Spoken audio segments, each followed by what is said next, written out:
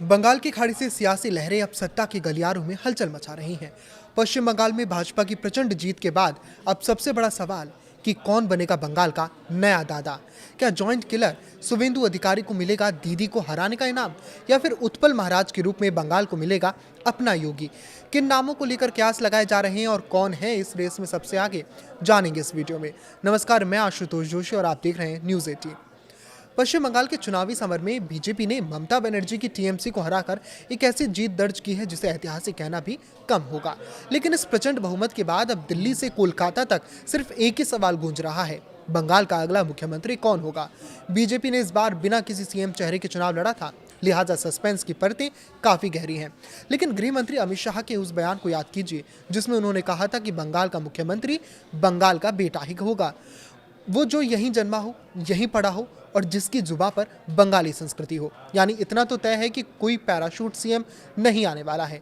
वहीं इस रेस में सबसे पहला और कद्दावर नाम है शुभेंदु अधिकारी का। इन्होंने भवानीपुर जैसे ममता बनर्जी के अपने गढ़ में दीदी को पटखनी दी है। शुभेंदु ने नंदीग्राम और भवानीपुर दोनों ही सीटों से जीत का परचम लहराया है। पार्टी का एक बड़ा हिस्सा मानता है कि जिसने ममता को उनके घर में हराया वही सीएम की कुर्सी का असली हकदार है। दूसरा नाम है पश्चिम बंगाल बीजेपी अध्यक्ष सामिक भट्टाचार्य का। सामिक वो चेहरा है जिन्होंने पुराने और नए कार्यकर्ताओं को एक सूत्र में पिरोया और बीजेपी के लिए जीत की जमीन तैयार की। आरएसएस से जुड़ाव और शिक्षित मध्यम वर्ग से उनकी लोकप्रियता उन्हें एक मजबूत दावेदार बनाती है। तीसरे नाम को लेकर एक सवाल है, क्या बंगाल में भी उत्तर प्रदेश जैसा कोई धार्मिक फायर ब्रांड मुख्यमंत्री होगा? अगर हाँ, तो उत्पल महाराज का नाम सबसे आगे है। कालीगंज सीट से 76,000 वोटों के भारी अंतर से जीतने वाले उत्पल महाराज आरएसएस के बेहद करीबी हैं और उन्होंने हिंदू वोटों को एकजुट करने में बड़ी भूमिका निभाई है।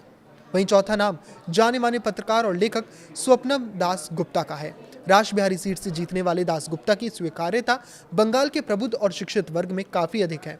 इनके अलावा संजीव सन्याल के नाम की भी चर्चा गलियारों में सुनाई दे रही है। अब इसकी नजरें रक्षा मंत्री राजनाथ सिंह पर टिकी हैं, जो जल्द ही कोलकाता पहुंचकर नवनिर्वाचित विधायकों के साथ बैठकें करेंगे। कयास लगाए जा रहे हैं कि 9 मई यानी रविंद्रनाथ टैगोर की जयंती के शुभ अवसर पर नए मुख्यमंत्री का शपथ ग्रहण समारोह हो सकता है। आरएसएस की भूमिका भी इस चयन में निर्णायक रहने वाली है, जिसने साल 2017 से ही बंगाल में जमीनी स्तर पर काम करना शुरू कर दिया था। क्या बीजेपी कोई नया सरप्राइज देगी या इन्हीं 4 चेहरों में से किसी को कमान सौंपेगी? सबकी नजर इसी फैसले पर टिकी हुई है।